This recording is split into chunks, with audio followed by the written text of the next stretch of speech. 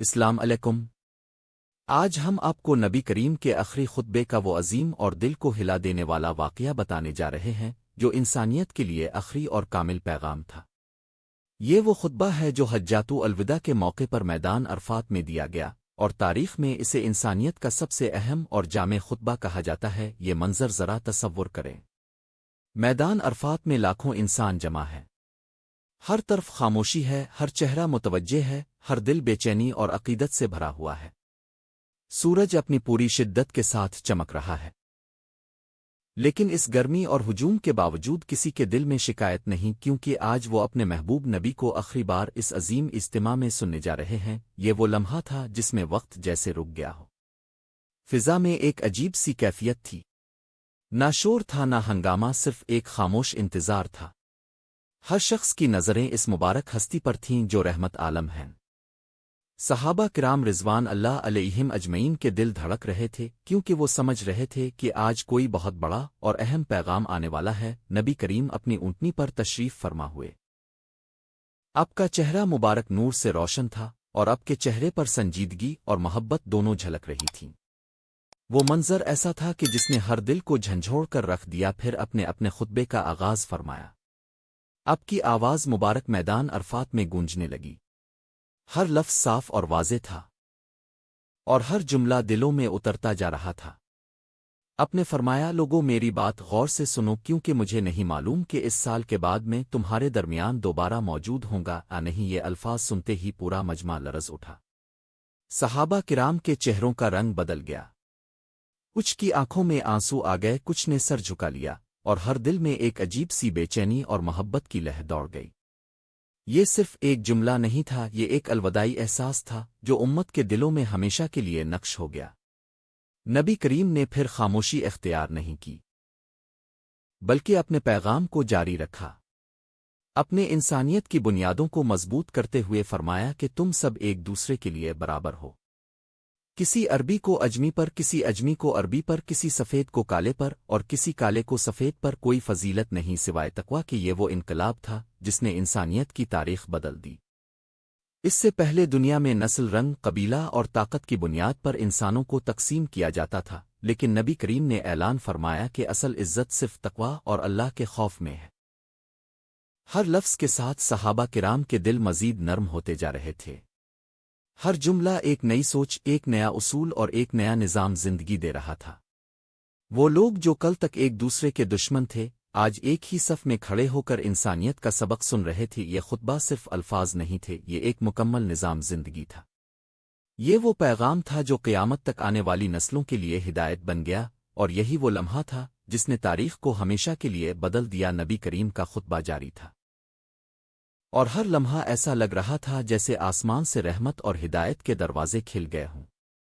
میدان عرفات میں لاکھوں انسان خاموشی سے بیٹھے تھے۔ ہر شخص کی نظریں رسول اللہ پر تھیں، اور ہر دل ایک ہی بات سننے کے لیے بے قرار تھا کہ اب اگلا حکم کیا ہوگا۔ نبی کریم نے اپنے مبارک الفاظ کو آگے بڑھاتے ہوئے انسانیت کے سب سے بڑے اصول کو واضح فرمایا۔ آپ نے فرمایا کہ اے لوگو، تمہارے رب ایک ہے، تمہارا باپ ایک ہے، سب آدم کی اولاد ہو، اور آدم مٹی سے پیدا کیے گئے تھے۔ اس لیے کسی عربی کو کسی اجمی پر اور کسی اجمی کو کسی عربی پر کوئی فضیلت نہیں، اور نہ کسی گورے کو کالے پر اور نہ کالے کو گورے پر کوئی برتری ہے سوائے تقویٰ کے۔ یہ الفاظ سنتے ہی صحابہ کرام کے دلوں میں ایک عجیب تبدیلی آنے لگی۔ وہ معاشرہ جہاں نسل، قبیلہ اور طاقت کی بنیاد پر لوگوں کو عزت دی جاتی تھی، وہاں آج ایک ایسا اصول بیان ہو رہا تھا جو سب کو برابر کر رہا تھا۔ ہر شخص سوچ رہا تھا کہ اسلام نے انسان کو کتنا عظیم مقام دیا ہے۔ پھر نبی کریم نے لوگوں کے جان و مال کے تحفظ کا اعلان فرمایا۔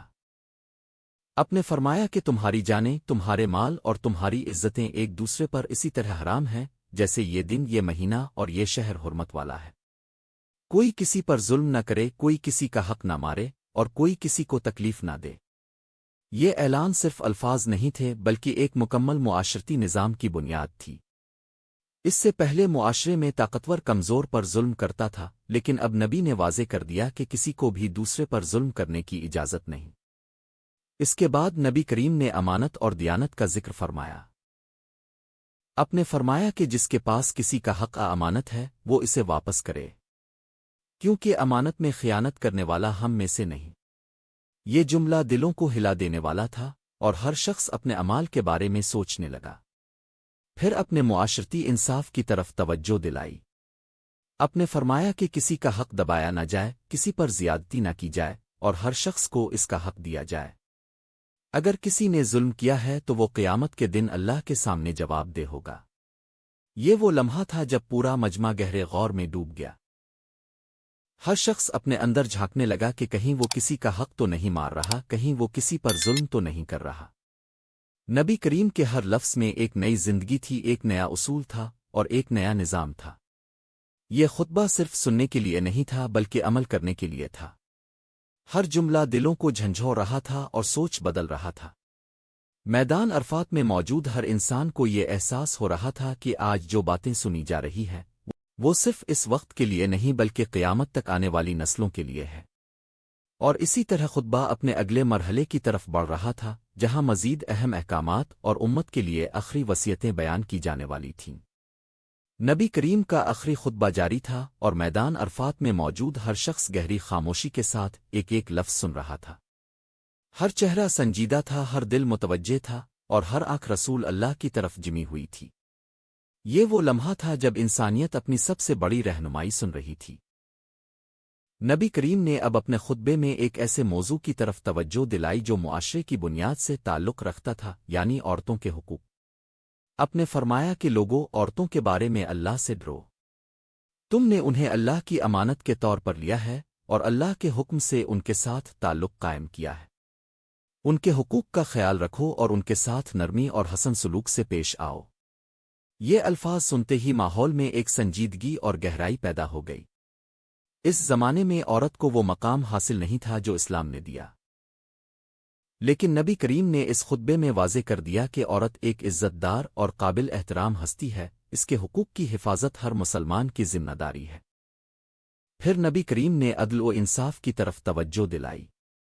اپنے فرمایا کہ کسی پر ظلم نہ کرو اور نہ ہی خود ظلم برداشت کرو۔ اگر کسی کے ذمے کسی کا حق ہے تو وہ اسے پورا کرے، اور اگر کسی نے کسی کے ساتھ زیادتی کی ہے تو وہ اس کا حساب دے گا۔ قیامت کے دن ہر شخص کو اس کے عمل کا بدلہ دیا جائے گا۔